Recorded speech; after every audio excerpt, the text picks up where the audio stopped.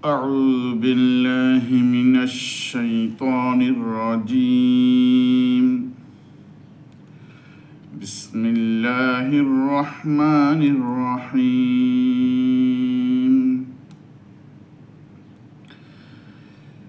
إن الذين آمنوا وعملوا الصالحات لهم جنات تجري من تحتها الأنهار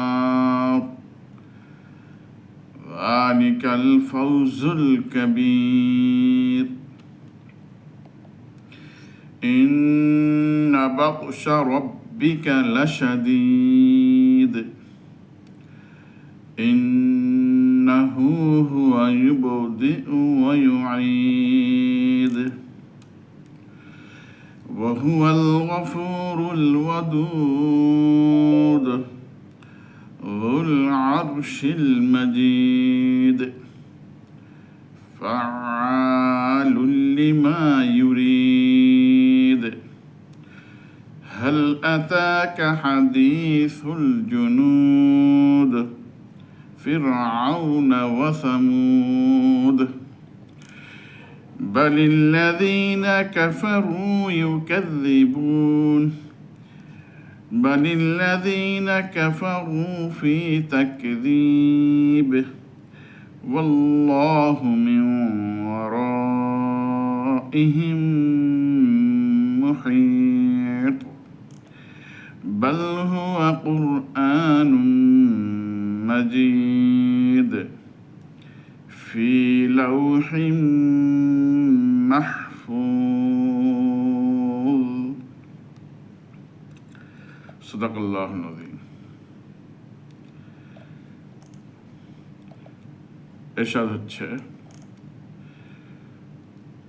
পক্ষান্তরে যারা ঈমান আনে ও সৎকর্ম করে তাদের জন্য রয়েছে জান্নাত, যার তলদেশ দিয়ে প্রবাহিত হয় নদীসমূহ, আর এটাই হলো বড় সফলতা। ইন্না বাতশা রব্বিকা লাশাদীদ, নিশ্চয়ই তোমার পালনকর্তার পাকড়াও অত্যন্ত কঠিন। ইন্নাহু হুয়া ইউবদিউ ওয়া ইউঈদ, তিনি প্রথম সৃষ্টি করেন এবং তার পুনরাবৃত্তি করেন। ওয়া হুয়াল গফুর আল ওয়াদুদ, তিনি ক্ষমাশীল এবং প্রেমময়। যুল আরশিল মাজিদ, তিনি আরশের মালিক, তিনি মহিমাময়। ফাআলুল লিমা ইউরিদ, তিনি যা চান তাই করেন। হাল আতাকা হাদিসুল জুনুদ, তোমার কাছে সেনাদলের খবর পৌঁছেছে কি? ফেরাউন ও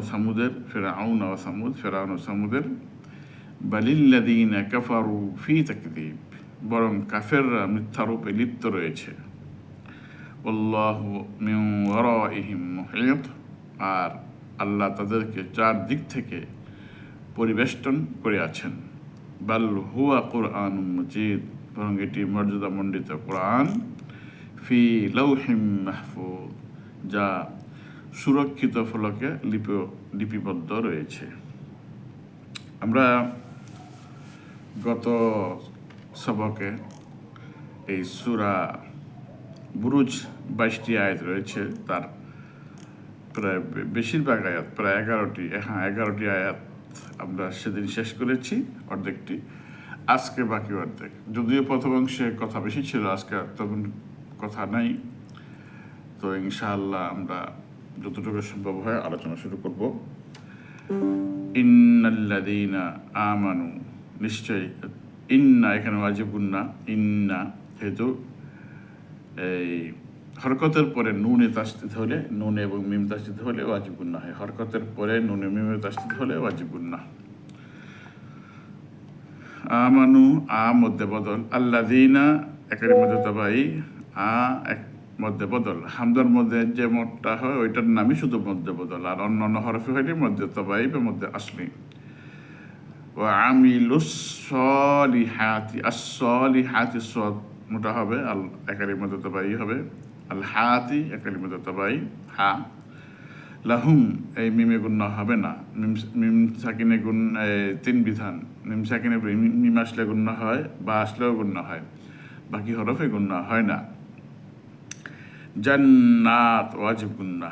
তাজে রি কলকলা, তাজে কলকলা রি একারি মধ্যে তবাই মিং তাহতে হাল একফার গুন্না। তাহতি হা হা তারপর লামকে ধরবে, কোনো গুন্না হবে না। মিং তাহতি হাল আনহারু, আনহার এখানে এজহার, নুন সাকিনের পরে হা। যালিকা একারি মধ্যে তবে দা আল ফাউজুল কাবীর। ফাও এটা হরফে লিন, জবর এবং পাশে জজমাল ওয়াও, আর জবর এবং পাশে জজমাল ইয়া হরফে লিন। আল ফাউজুল কাবীর অক্ষ অবস্থায় তেনালি মদ আরবি, আর মিলায় যদি পরে আয়াতের সঙ্গে তখন একারি মদ থাকবে এখানে। ইন্না বাতশা, ইন্না ঠিক ওয়াজিব গুন্না। বাতশা, বাতশা কলকলা। রব্বিকা র মোটা হবে। লাশাদীদ অক্ষ অবস্থায় তেনালি মদ আরবি। ইন্না ওয়াজিব গুন্না। ইন্নাহু হুয়া ইবদিউ, ইবু কলকলা।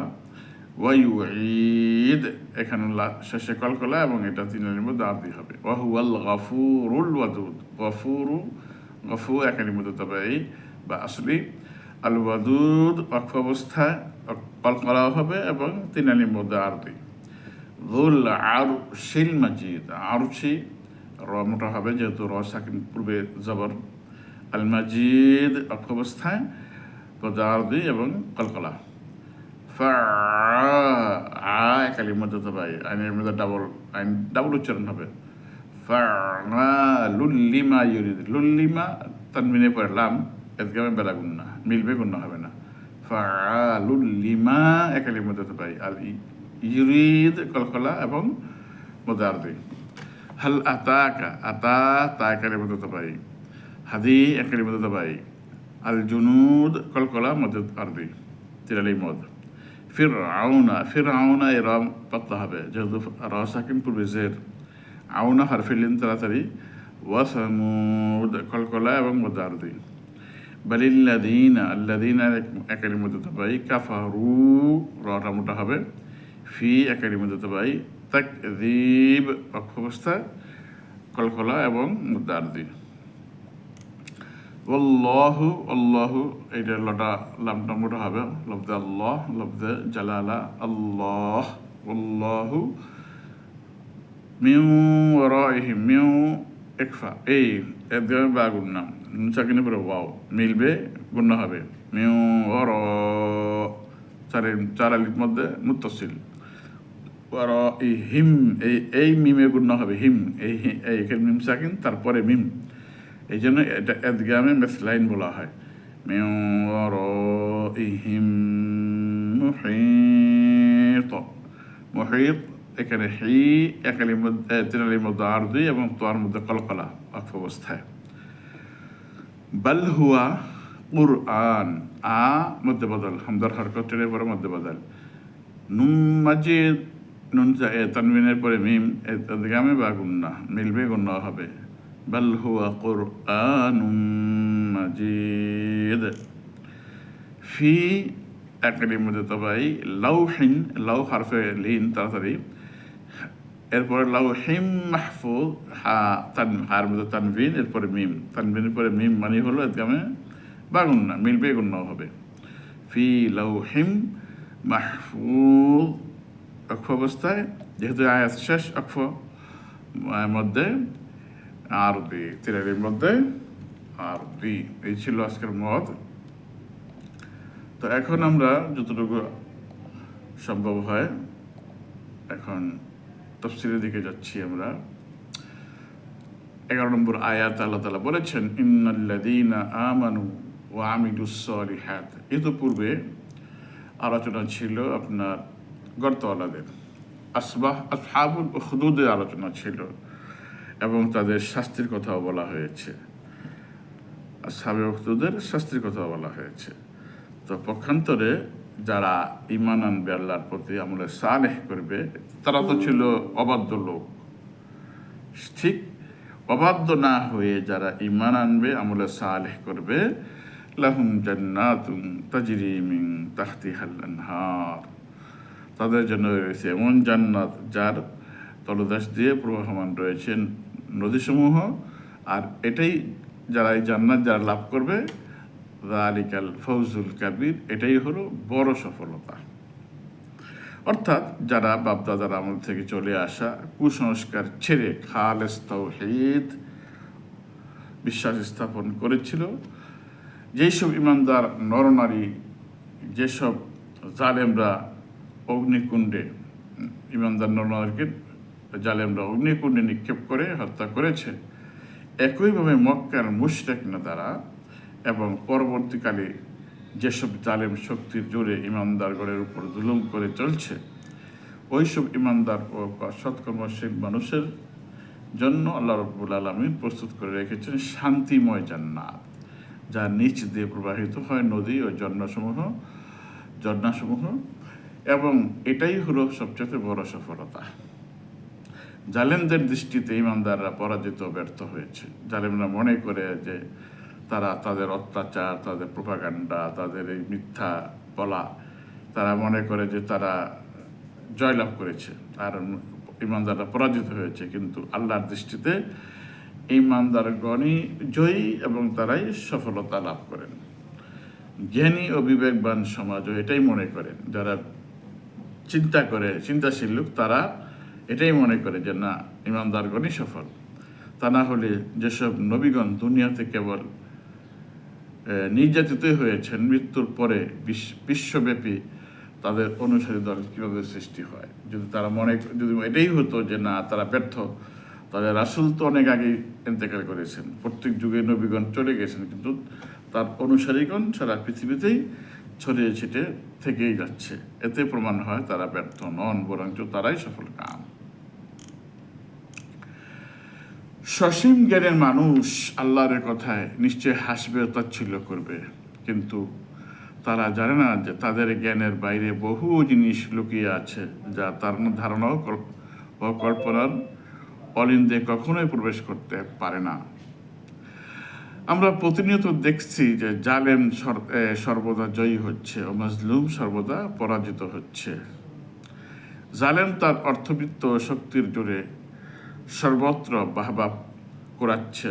প্রিন্ট ও ইলেকট্রনিক মিডিয়া হরহামেশা তাদের প্রশংসা গীতি করে যাচ্ছে। অন্যদিকে নির্দোষ নিরপরাধ মাজলুম সদা বদনামগ্রস্ত হচ্ছে।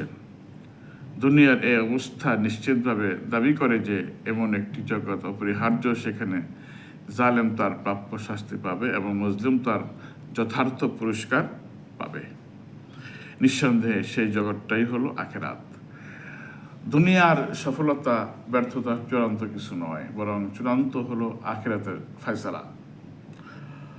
আল্লাহ পাক অত্র আয়াত ইমানদার ও সৎকর্মশীল নরনারীদের জন্য আগাম সিদ্ধান্ত ঘোষণা করেছেন, জান্নাতের সুসংবাদ দিয়েছেন। জান্নাত যেন অপেক্ষায় আছে ইমানদার নরনারীদের পাবার জন্যে। কিয়ামতের দিন যখন তারা সেখানে প্রবেশ করবে, তখন দ্বাররক্ষী সহ চারদিক থেকে ফেরেশতাগণের অভিবাদনের আওয়াজ আসবে, সালাম আর সালাম। যেমন সূরা জুমারে আসছে, সালামুন আলাইকুম তিবতুম ফাদখুলুহা খালিদিন। আপনাদের উপর সালাম, আসুন শান্তির পথে চিরকালের জন্য এখানে প্রবেশ করুন। অর্থাৎ যারা জান্নাতে প্রবেশ করবে তারা চিরকালের জন্যই জান্নাতে প্রবেশ করবে, কিন্তু জাহান্নামে যারা যাবে তারা কিন্তু চিরকালের জন্য যাবে না। অনেক জাহান্নামীরা আছে, তারা শাস্তি ভোগ করে জান্নাত পাবেন। এই জন্য জাহান্নামীরা অনেকেই সেখান থেকে মুক্ত হয়ে জান্নাত লাভ করবে, কিন্তু জান্নাতীরা যারা একবার যাবে জান্নাতে, তারা আর সেখান থেকে বের হবে না। নিঃসন্দেহে এটি হলো বড় সফলতা। তো যারা যুহজিহা আনিন নার ওয়া উদখিলাল জান্নাহ ফাকাদ ফাজ, আরেক জায়গায় বলা হয়েছে যে যাকে জাহান্নাম থেকে বের করে জান্নাতে ঢুকিয়ে দেওয়া হলো, যুহজিহা আনিন নার ওয়া উদখিলাল জান্নাহ ফাকাদ ফাজ, সেই সফলতা লাভ করলো। সুতরাং যারা এই জালেমদের জুলুম সহ্য করে টিকে রইল, তাদের জন্য এই কথাগুলো বলা হয়েছে। যারা ঈমান আনলো, আমলে সালেহ করলো তাদের জন্য রয়েছে এমন জান্নাত যার তলদেশ দিয়ে নদীসমূহ প্রবাহমান। আর এটাই হচ্ছে বড় সফলতা। ইন্না বাতশা রব্বিকা লাশাদীদ, নিশ্চয়ই তোমার রবের পাকড়াও, তোমার পালনকর্তার পাকড়াও ধরা অত্যন্ত কঠিন। লাশাদীদ, অত্যন্ত কঠিন। এর মাধ্যমে জালিমদের প্রতি কঠোর হুঁশিয়ারি উচ্চারণ করা হয়েছে। তোমরা দুনিয়াতে মনে করছো যে জুলুম অত্যাচার করে পার পেয়ে যাবে, আল্লাহ তাআলা ছাড় দেন কিন্তু ছেড়ে দেন না। পবিত্র কোরআন বহু জায়গায় বলা হয়েছে যে তাদেরকে একটা দীর্ঘ সময়ের জন্য ছাড় দেওয়া হয়েছে। ফাতালাক্কা ইলাহীন, তারা যেন তাদের একটা এই দীর্ঘ সময়ের জন্য ছাড় দেওয়া হয়েছে, কিন্তু ছেড়ে দেওয়া হয় নাই। এখানে আল্লাহ তাআলা তাই বলছেন যে ইন্না রব্বাকা লাশাদীদ, তোমরা স্মরণ করো, মনে রেখো, নিশ্চয়ই তোমার রবের ধরা, তোমার রবের পাকড়াও অত্যন্ত কঠিন হবে, অত্যন্ত কঠিন।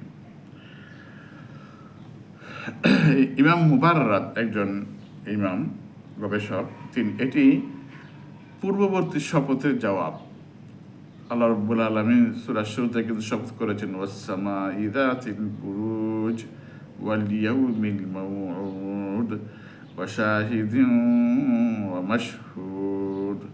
এই যে শপথ, এই শপথের জবাব হচ্ছে ইন্না রব্বাকা লাশাদীদ, তোমার সেই সত্তার শপথ করে বলছি, তোমার রবের পাকড়াও বা ধরা হচ্ছে কি অত্যন্ত কঠিন এবং দীর্ঘমেয়াদী।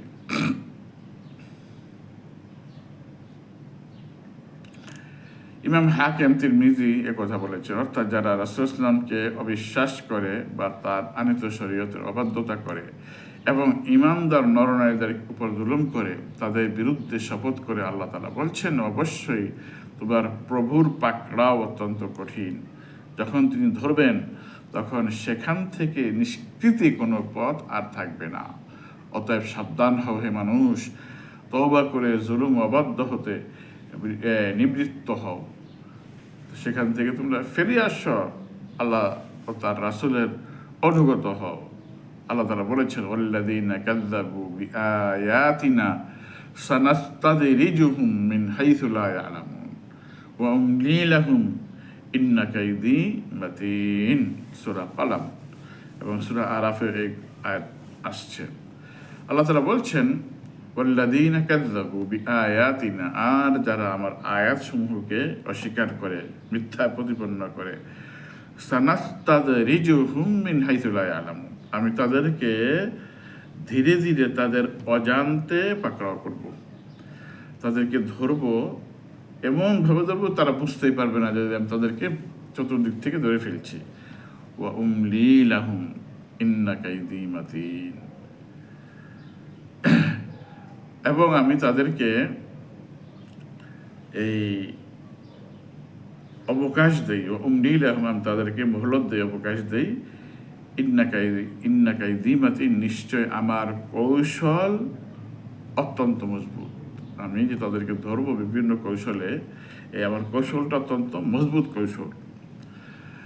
আল্লাহ রাব্বুল আলামিন আরেক জায়গায় বলছেন সূরা হুদের 102 নম্বর আয়াতে, ওয়াকাযালিকা আখযু রাব্বিকা ইযা আখযাল কুরা ওয়া হিয়া যালিমাহ ইন্না আখযাহু আলীমুন শাদীদ। আর এভাবেই তোমার প্রতিপালক অত্যাচারী জনপদকে পাকড়াও করেন, নিঃসন্দেহে তার পাকড়াও অত্যন্ত মর্মন্তুদ ও কঠোর। তাহলে পবিত্র কোরআনে আল্লাহ রাব্বুল আলামিন এইভাবে জালেমদেরকে সুযোগ দেন এবং ধরার কথা বারবার স্মরণ করে দিয়েছেন। ঠিক একইভাবে সূরা হুদের আরেকটি আয়াতে আল্লাহ তাআলা বলেছেন, ওই আয়াতের পরে ইন্নাল্লাহা, অর্থাৎ 102 নম্বর আয়াতের পরে তিনি বলেছেন ইন্নাল্লাহা লা ইউমলি লিয-যালিমি হাত্তা ইযা আখাযাহু লাম ইউফলিতহু সুম্মা ক্বারা হাযিহিল আয়া। ওই যে হাদিসের অংশ এটা, যে নিশ্চয় রাসূলুল্লাহ বলছেন ইন্নাল্লাহা লা ইউমলি লিয-যালিমি, নিশ্চয় আল্লাহ জালেমকে অবকাশ দেন, হাত্তা ইযা আখাযাহু ইযা লাম ইউফলিতহু, অবশেষে যখন আমি তাকে ধরি তখন তার আর সুযোগ দেয় না। আল্লাহ তাআলা যখন তাকে ধরেন তখন আর তাকে সুযোগ দেন না। তারপরে সেই আয়াতটা 102 নম্বর আয়াত আল্লাহ তাআলা তেলাওয়াত করে শুনেছেন যে আল্লাহ ধরবেন, অবশ্যই ধরবেন, এবং তার ধরাটা অত্যন্ত কঠোর ধরা হবে। সুতরাং আল্লাহ রাব্বুল আলামিন এই যে বান্দাদেরকে বারবার স্মরণ করে দিচ্ছেন, জুলুম থেকে ফিরে আসো, তোমরা জুলুম করো না। এই জুলুমের আল্লাহ রাব্বুল আলামিন জুলুমটাই কিন্তু সহ্য করেন না। আল্লাহ রাব্বুল আলামিন জালেমদেরকেই সহ্য করেন না।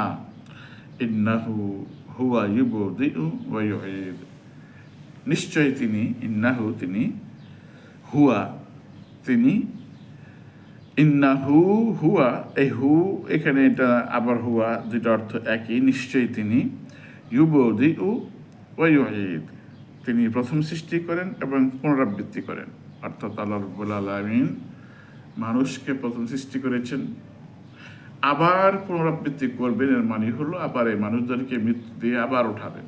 অর্থাৎ প্রত্যেকটা বস্তুকে তিনি ধ্বংস করে দিবেন, আবার পুনরাবৃত্তি করবেন। অর্থাৎ যাবতীয় সৃষ্টির সূচনা তিনিই করেছেন, এবং সব কিছু ধ্বংস হয়ে যাওয়ার পরে তিনি আবার পুনরুত্থান ঘটাবেন। মানুষ মরে মাটি হয়ে যাবে, কিন্তু তার হুকুমে কিয়ামতের দিন সবাই পুনর্জীবিত হবে। আর যিনি প্রথমবার সৃষ্টি করেন তার পক্ষে পুনরায় সৃষ্টি করা খুবই সহজ। আল্লাহ তাআলা বলেছেন, ওয়াহুয়াল্লাযী ইয়াবদাউল খালকা সুম্মা ইউঈদুহু ওয়া হুয়া আহওয়ানু আলাইহি ওয়া লাহুল মাসালুল আ'লা ফিস সামাওয়াতি ওয়াল আরদ ওয়া হুয়াল আজিজুল হাকীম। সূরা রুম। তিনি সৃষ্টি সূচনা করেন, অতঃপর তার পুনরাবৃত্তি করবেন, আর এটি তার জন্য অতীব সহজ। নবমণ্ডল ও ভূমণ্ডলে সর্বোচ্চ স্থান তারই, তিনি মহাপ্রাক্রান্ত ও প্রজ্ঞাময়। ওয়াহুয়াল গফুরুল ওয়াদুদ আল যুল আরশিল মাজিদ, তিনি ক্ষমাশীল, ওয়াদুদ প্রেমময়, তিনি আরশের মালিক, তিনি মহিমাময়। অর্থাৎ তিনি তওবাকারী ও ক্ষমা প্রার্থনাকারী সকল বান্দার প্রতি ক্ষমাশীল এবং বান্দার প্রতি প্রেমময়। কারণ মানুষ হলো আল্লাহর অত্যন্ত প্রিয় সৃষ্টি, যাকে তিনি নিজ দুহাতে সৃষ্টি করেছেন।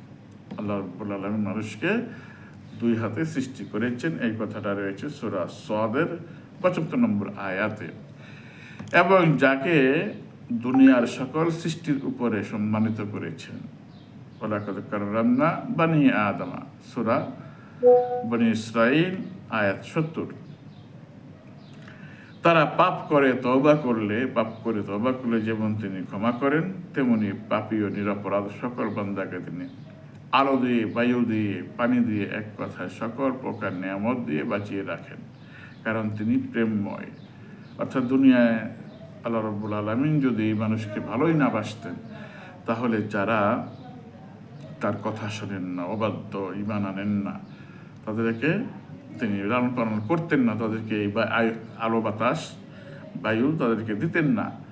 তাদেরকে ভালোবাসেন বিধায় তিনি সব কিছু ব্যবস্থা দুনিয়াতে সকলের জন্য করছেন।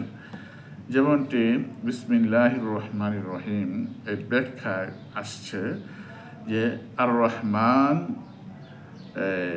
লিদ্দুনিয়া ওয়াল আখিরা, আল্লাহ রাব্বুল আলামিন যে অত্যন্ত দয়ালু, আর রহমান অত্যন্ত দয়ালু, এটা হলো তার দয়াটা ব্যাপক। ইয়া রহমান আর দুনিয়া বলা হয়, ইয়া রহমান আর দুনিয়া, দুনিয়ায় তিনি সকলের জন্য রহমান। অর্থাৎ আল্লাহকে যারা স্বীকার করে বা যারা স্বীকার করে না, সবার জন্য তিনি দয়া। আর ওয়া রহিম আল আখিরা, আর পরকালে তিনি শুধু দয়াবান থাকবেন আখিরাতে মুমিনদের জন্য, তখন সেখানে আর তিনি সকলের জন্য দয়াবান থাকবেন না। রহমানটা দুনিয়ার জন্য, আর রহিমের যে দয়া এটা হলো আখিরাতের জন্য। তো তিনি দুনিয়াতে কি গফুর, ওদুদ, প্রেমময়, মানে সকলকে তিনি ভালোবাসেন। তিনি অতীব দয়াশীল ও স্নেহময়। তিনি কেবল মানুষের সৃষ্টিকর্তাই নন, বরং মহান আরশের মালিক, যুল আরশিল মাজিদ, তিনি মহান আরশের মালিক। যার বিস্তৃতি এত বিশাল যে তার মধ্যে আসমান ও জমিন সবই পরিবেষ্টিত, অর্থাৎ আরশটা এত বড় যে এই আসমান এবং জমিনকে ঘিরে রেখেছে আরশ। আল্লাহর আরশ আসমান জমিনকে ওয়াসিয়া কুরসিয়্যুহুস সামাওয়াতি ওয়াল আরদি, সূরা বাকারার আয়াতুল কুরসিতে বলা হয়েছে যে তার কুরসিটাই আসমান জমিনকে বেষ্টন করে রেখেছে। আরশ তো আরো বড়, কুরসির চেয়ে তো আরশ আরো বড়। হাফেজ ইবনু কাসির রহিমাহুল্লাহ এখানে আল মাজিদ এর শেষে পেশ অথবা জের দুটি পড়া যাবে বলে মত দিয়েছেন, দুটি সহি, অর্থাৎ আল মাজিদু আল মাজিদি দুইটাই পড়া যাবে। এটা একটা নাহর কথা। পেশ পড়লে তখন ওটা আল্লাহর সিফাত হবে, ওহুয়াল গফুরুল ওদুদুল আরশিল মাজিদু, তখন আল্লাহর সিফাতি নাম হবে আল মাজিদু যদি পেশ পড়া হয়। আর জের পড়লে আরশের সিফাত হবে। যদি জের পড়া হয় তো দুল আরশিল মাজিদি, তাহলে আরশের মধ্যে জের, মাজিদির মধ্যে জের, তাহলে আরশের সিফাত হবে, আরশের গুণ হবে, অর্থাৎ সম্মানিত আরশ। আর যদি দুল আরশিল মাজিদু পড়া হয় তখন আল্লাহ অর্থ হবে, এটা আল্লাহ। এখন আসি আরশ এবং কুরসি নিয়ে কথা, যেহেতু এখানে আরশ শব্দটা আসলো। আবু যর গেফারি রাদিয়াল্লাহু তাআলা আনহু বলেন, আমি মসজিদুল হারামে প্রবেশ করলাম, দেখলাম রাসূল সাল্লাল্লাহু আলাইহি ওয়াসাল্লাম একা আছেন। তখন আমি তার নিকটে গিয়ে বসলাম। অতঃপর আমি বললাম, হে আল্লাহর রাসূল, আপনার নিকট সর্বোত্তম আয়াত কোনটি নাজিল হয়েছে? মানে যতগুলো আয়াত নাজিল হয়েছে এ যাবৎ সর্বোত্তম আয়াত কোনটি? তিনি বললেন, আয়াতুল কুরসি, যা সূরা বাকারা 255 নম্বর আয়াত। মনে রেখো, মাসসামাওয়াতু সাবউ ফিল কুরসিয়্যি ইল্লা কাহালাকাতিন মুলকাতিন বিআরদিন ফালাহ ওয়া ফাদলুল আরশি আলাল কুরসিয়্যি কাফাদলি তিলকাল ফালাতি আলা তিলকাল হালাকা। আমি যে কথাটা একটু আগে বলছি যে কুরসির তুলনায় 7 আসমান ও প্রশস্ত ময়দানে ফেলে রাখা একটি আংটির মতো। কুরসির তুলনায় 7 আসমান প্রশস্ত ময়দানে একটি আংটি ফেলে রাখার মতো। তাহলে বোঝা গেল যে কুরসিটা এত বিশাল যে সেখানে একটা সাহারা মরুভূমিতে যদি একটা আংটি ফেলে রাখে, ওই আংটিটা 7 আসমান জমিন, আর মরুভূমিটা হলো কুরসি, তাহলে কুরসি এত বড়। ঠিক ওয়া ফাদলুল আরশি আলাল কুরসি, আর আরশের তুলনায় কুরসি অনুরূপ একটি আংটির মতো। অর্থাৎ আরো এই কুরসিটা হলো মরুভূমি আর আংটিটা হলো আসমান জমিন। ঠিক এই আরশের তুলনায় আবার কুরসিটা ওই আংটির মতোই ছোট। তাহলে বোঝা গেল আরশটা কত বড়, আরশটা কত বিশাল। এটাই অহুয়াল যুল আরশিল মাজিদ, এটাই বোঝানো হয়েছে যে সেই মহান আরশের অধিপতি আল্লাহ রাব্বুল আলামিন। ফাআলুল লিমা ইউরিদ, ফাআল তিনি যা চান, লিমা ইউরিদ তাই করেন। অর্থাৎ আল্লাহর যখন যেটা মনে চায় তিনি সেটাই করেন, তাকে বলার কেউ নেই। আল্লাহ তাআলা অন্য জায়গায় বলছেন, আল্লাহু ইয়াহকুমু লা মুআক্কিবা লিহুকমিহি, তার হুকুমকে রদ করার ক্ষমতা কারও নেই। ওয়া হুয়া সারিউল হিসাব, তিনি দ্রুত হিসাব গ্রহণকারী। সূরা আনআম এবং সূরা রাদেও আসছে একই কথা। এরপরে অন্য জায়গায় বলা হয়েছে, লা ইউসআলু আম্মা ইয়াফআলু, যিনি যা করেন তাতে প্রশ্ন তোলার ক্ষমতা কারণে। ওয়া হুম ইউসআলুন, অর্থাৎ তাকে প্রশ্ন করবে এই ক্ষমতা কারণে।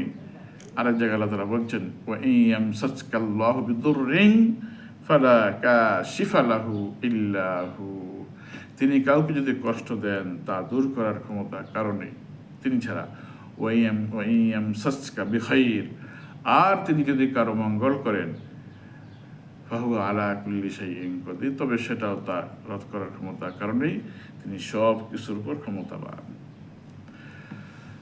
মৃত্যুসজ্জায় শায়িত হযরত আবু বকর রাদিয়াল্লাহু তাআলা আনহুকে দেখতে আসা সাহাবীগণ বললেন, আলা নাতিকা বিতাবিব, যখন আর আবু বকর রাদিয়াল্লাহু আনহু মৃত্যুশয্যায় শায়িত, সাহাবা আজমাইনগণ তাকে জিজ্ঞেস করলেন, আলা না'তিকা বিতাবিব, আমরা কি আপনার জন্য ডাক্তার নিয়ে আসবো, ডাক্তার ডাকবো? জবাবে তিনি কি বলছেন? তিনি জবাবে বলছেন, কদ রাআনি, ডাক্তার তোমাকে দেখতেই পাচ্ছেন, তুমি যে ডাক্তারকে ডাকতে যাচ্ছ ডাক্তার আমাকে দেখছেন।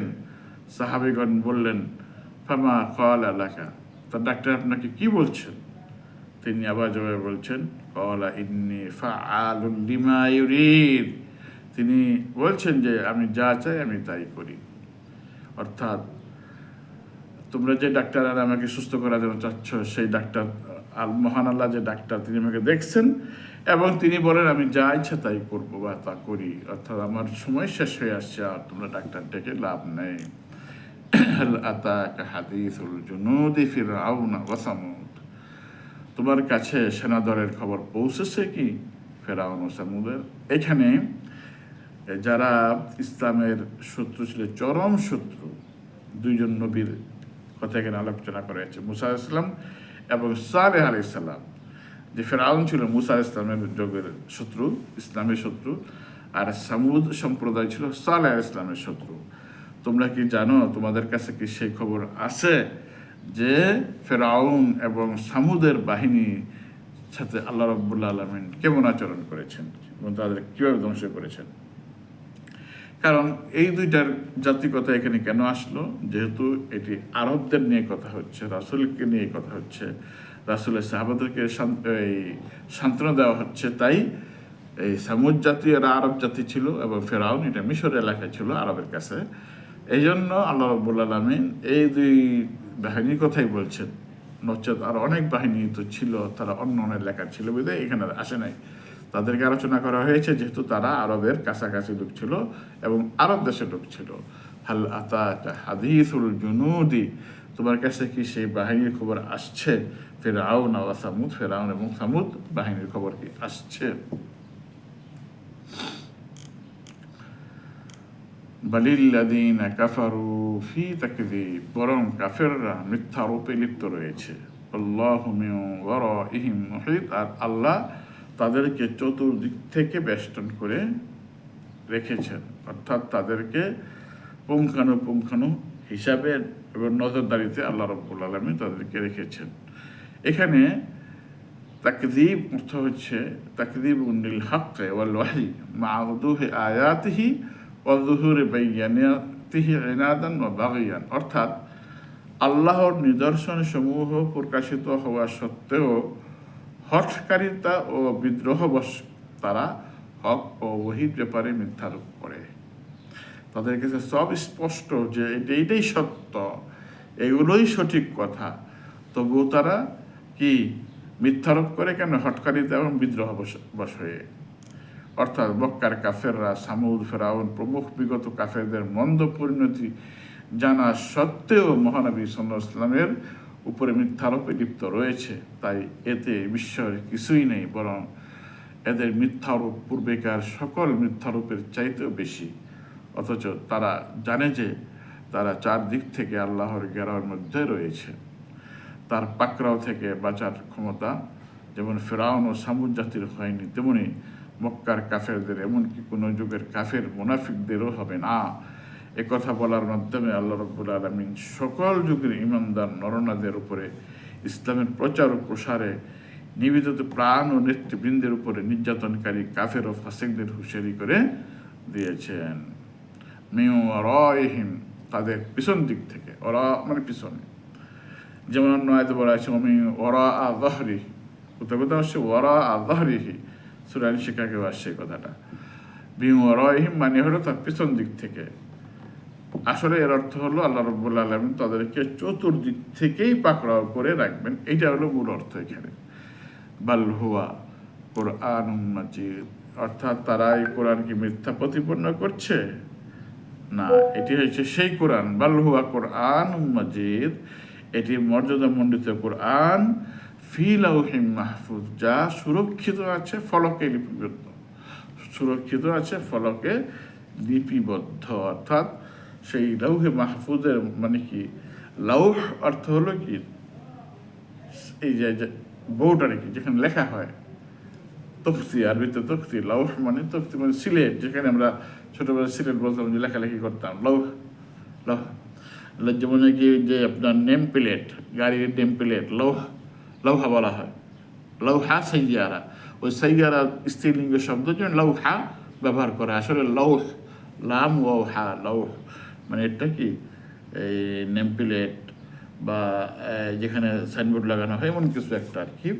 তাহলে এই কোরআনটা ঠিক সুরক্ষিত রয়েছে আল্লাহর সেখানে লৌহে মাহফুজ, এর অর্থ হলো সুরক্ষিত ফলক, যে ফলকটাকে আল্লাহ রাব্বুল আলামিন সুরক্ষিত করে রেখেছেন, এখানে কারো হাত দেওয়ার সুযোগ নেই, এখানে কোনো প্রকার পরিবর্তন করার সুযোগ নেই।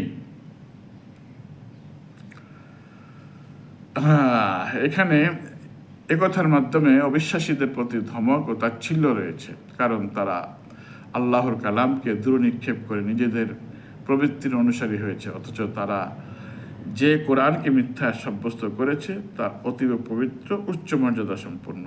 এটি কোনো সৃষ্ট বস্তু নয়, বরং সরাসরি আল্লাহর কালাম। লা ইয়াতিহি বিল বাতিল, লা ইয়াতিহিল বাতিল মিন বাইনি ইয়াদাইহি ওয়ালা মিন খালফিহি তানজিলুম মিন হাকিমিন হামিদ। এটি সর্বোচ্চ স্থানে সুরক্ষিত ফলক লিপিবদ্ধ, যাতে কোনো বাতিলের প্রবেশাধিকার নেই বা কোনো প্রকার পরিবর্তন কম বেশি করারও সুযোগ নেই। এটি আল্লাহর পক্ষ থেকে নাজিলকৃত। লা মুবাদ্দিলা লিকালিমাতিহি, এটার কোনো একটা শব্দকে পরিবর্তন করার ক্ষমতা কারণেই ওয়ালান তাজিদা মিন দুনিহি মুলতাহাদা, তারা এর কোনোই ক্ষতি করতে পারবে না। এর মাধ্যমে মুমিনদের প্রতি উপদেশ রয়েছে, তারা যেন অভ্রান্ত সত্যের উৎস পবিত্র কোরআনকে আঁকড়ে ধরে এবং সার্বিক জীবনে তার অনুসারী হয়ে দুনিয়া ও আখিরাতে সফল কাম হয়। এখানে সেই তাগিদটাই মুমিনদেরকে দেওয়া হয়েছে।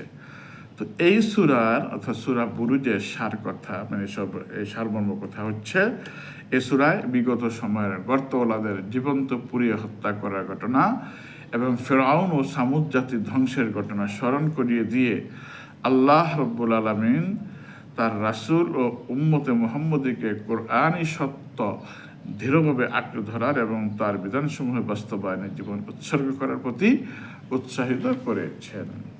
তো যুগে যুগে যারা এই সত্যের পথে অবিচল ছিল, তাদেরকে এই কঠিনের শাস্তির এবং নির্যাতনের জুলুমের শিকার হতে হয়েছে, সেই কথার দিকে ইঙ্গিত করেছেন। এবং এই জুলুম নির্যাতন দ্বারা ধৈর্য ধারণ করতে পেরেছে, তাদের জন্য রয়েছে লাহুম জান্নাতুন তাজরি মিন তাহতিহাল আনহার ওয়া যালিকাল ফাউজুল কাবীর।